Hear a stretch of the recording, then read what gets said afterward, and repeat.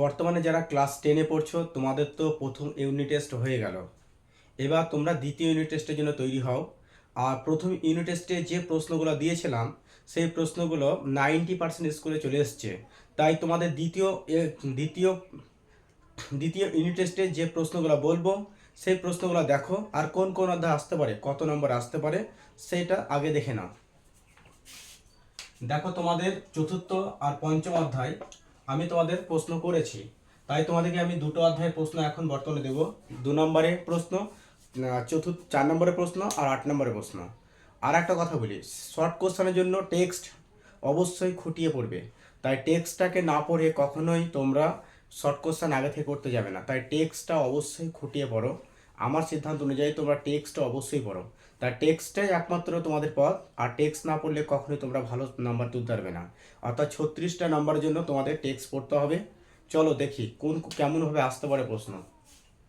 চতুর্থ অধ্যায় আর পঞ্চম অধ্যায় থেকে দেখলাম এমসিকিউ আসবে 8টা, মানে এই ভিএসকিউ আসবে 8টি, আর এসিকিউ আসবে 8টি, আর এএকিউ।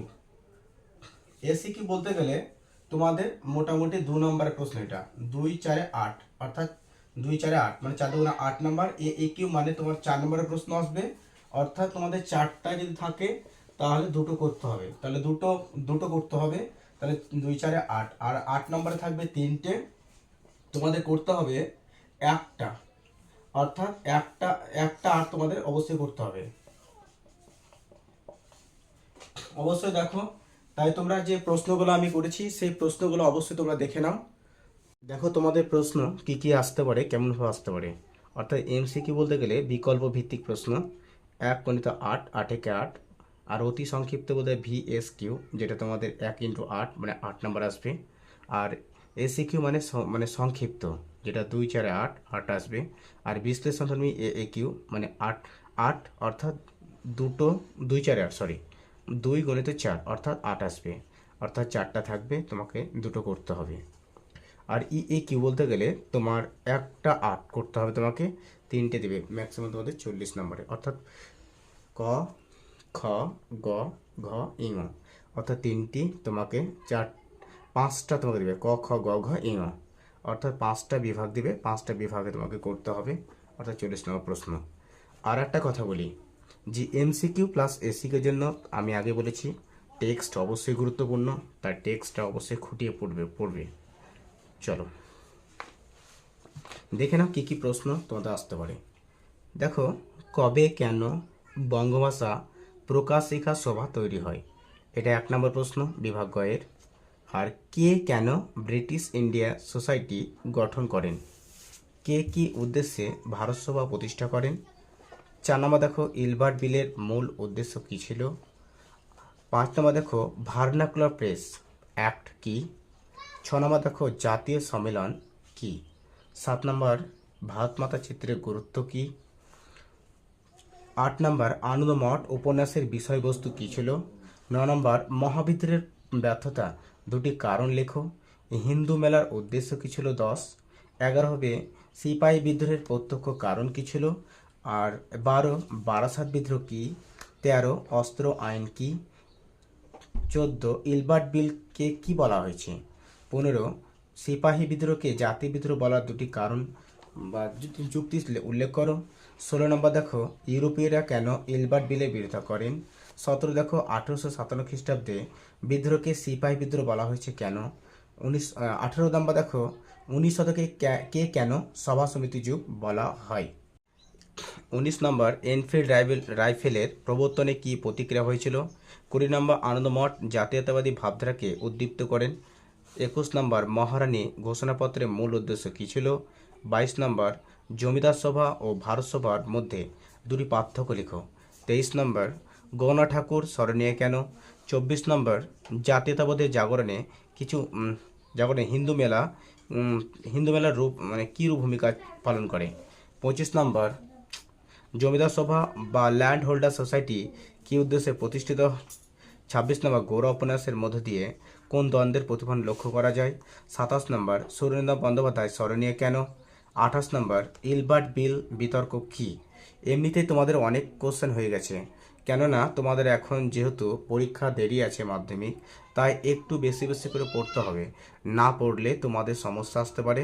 তাই তোমাদের আমি এখন থেকে বলি যে তোমরা সাজেশন মাফিক না পড়ে তোমরা অবশ্যই বেশি বেশি করে প্রশ্ন করো এখন থেকে, তাহলে তোমাদের দেখবে তোমরা পরীক্ষা আস্তে আস্তে তোমাদের ঠিক আয়ত্তে চলে আসবে তোমাদের প্রশ্ন সব। চলো চতুর্থ অধ্যায় থেকেই দেখো 4 নম্বরের প্রশ্ন, যে প্রশ্নগুলো আসতে পারে সেই প্রশ্নগুলো দেখে নাও। ইলবার্ট বিল বিতর্ক এর গুরুত্ব কী ছিল?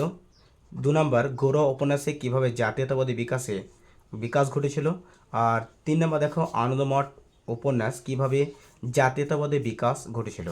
4 নম্বর দেখো, টিকাধর্মী প্রশ্নগুলো আসবে, অবশ্যই তোমরা সেই টিকাধর্মী প্রশ্নগুলো দেখে রাখবে। যেমন প্রথম দিয়েছি বাঙালির প্রথম রাজনৈতিক প্রতিষ্ঠান, তারপর দিয়েছি গগনা ঠাকুরের চিত্রকলা, তারপর দিয়েছি সভাসমিতি যুগ, বঙ্গভাষা প্রকাশকা সভা, মহারানী ঘোষণাপত্র, হিন্দু মেলা, ভারত সভা। এই টিকাগুলো অবশ্যই তোমরা দেখে রাখবে। 5 দেখো, 1857 খ্রিস্টাব্দে মহাবিদ্রোহকে জাতীয় বিদ্রোহ বলা যায় কি? কিংবা এইটাই ঘুরিয়ে আসতে পারে, সামন্ত শ্রেণী বিদ্রোহ, প্রথম স্বাধীনতা বিদ্রোহ বলা যায় কি? তারপর দেখো নেক্সট, গগনা ঠাকুরের চিত্রশিল্পের বৈশিষ্ট্য কী ছিল? 7 নম্বর, বর্তমান ভারত কীভাবে জাতীয়তাবাদের বিকাশে উন্মেষ ঘটিয়েছিল? 8 নম্বর দেখে নাও, সিভিল সার্ভিস আন্দোলনে ভারত সভার ভূমিকা কী? 9 নম্বর দেখো, 1857 খ্রিস্টাব্দে বিদ্রোহের প্রতি শিক্ষিত বাঙালি সমাজের মনোভাব কেমন ছিল? 10 নম্বর দেখো, ভারত সভা প্রতিষ্ঠা ও বিকাশে সুরেন্দ্রনাথ ব্যানার্জির ভূমিকা। 11 নম্বর দেখো, ভারত সভা কী উদ্দেশ্যে প্রতিষ্ঠিত? আবার একটা টিকা দেখো, জমিদার সভা। অবশ্যই এই 4 নম্বর প্রশ্নগুলোকে দেখে রাখবে। আর দেখো 8 কী আসতে পারে এই অধ্যায় থেকেই। সংক্ষেপে মহাবিদ্যালয়ের চরিত্র বিশ্লেষণ করো। খুব ভালো কোশ্চেন, অথচ মানে কোনো কোনো স্কুলে দেখবে এই পরীক্ষাটা দিয়ে দিয়েছে, আবার অ্যানুয়ালির জন্য খুব মোস্ট ইম্পর্টেন্ট।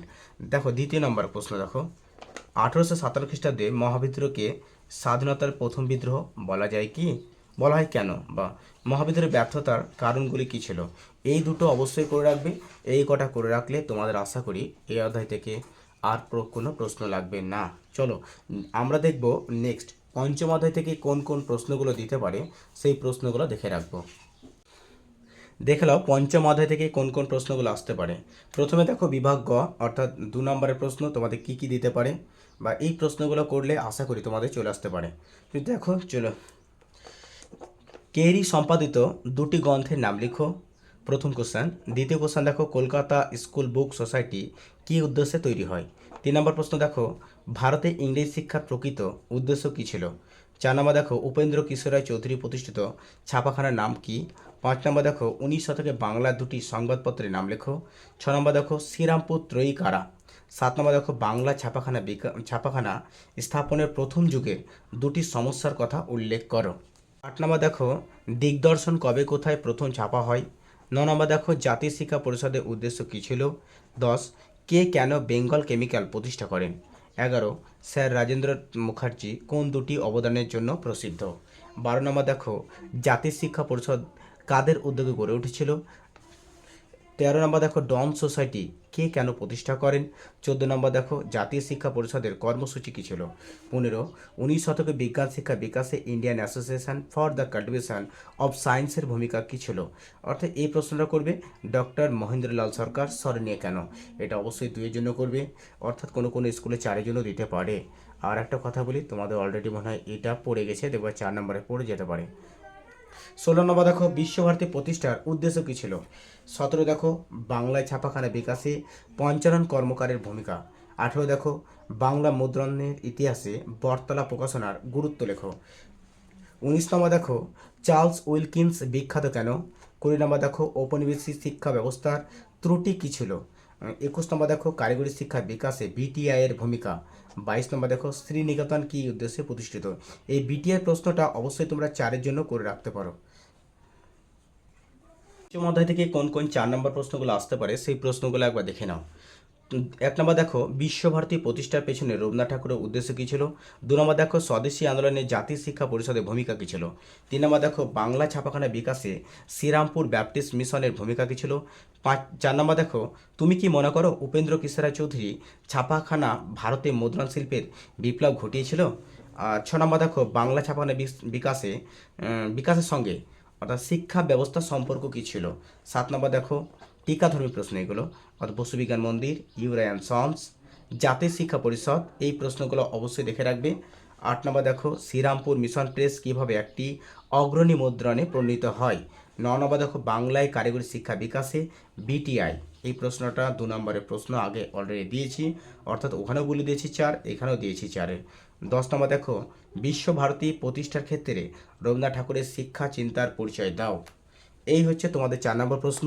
অবশ্যই এই প্রশ্নগুলোকে দেখে রাখবে, আর পারলে এই চ্যানেলটাকে অবশ্যই সাবস্ক্রাইব করবে। দেখো আর একটা কথা বলি, তোমাদের এইখান থেকে কী কী 8 নম্বর প্রশ্ন আসতে পারে। বাংলা ছাপাখানা বিকাশ কিভাবে হয়েছিল। আর 2 নম্বর প্রশ্ন দেখো মানুষ প্রকৃতি ও শিক্ষা সমন্বয় বিষয়ে রবীন্দ্রনাথ এর চিন্তা ভাবনা। আর 3 নম্বর দেখো বাংলায় বিজ্ঞান কারিগরি শিক্ষার বিকাশ, অর্থাৎ এই প্রশ্ন দেখবে। আর 4 নম্বর দেখবে আইসিএস প্লাস বসুবিজ্ঞান মন্দির টিকা, অর্থাৎ 4+4 আসতেই পারে। আর পারলে এই প্রশ্নগুলিকে অবশ্যই তোমাদের বন্ধু বান্ধবদের শেয়ার করে দেবে।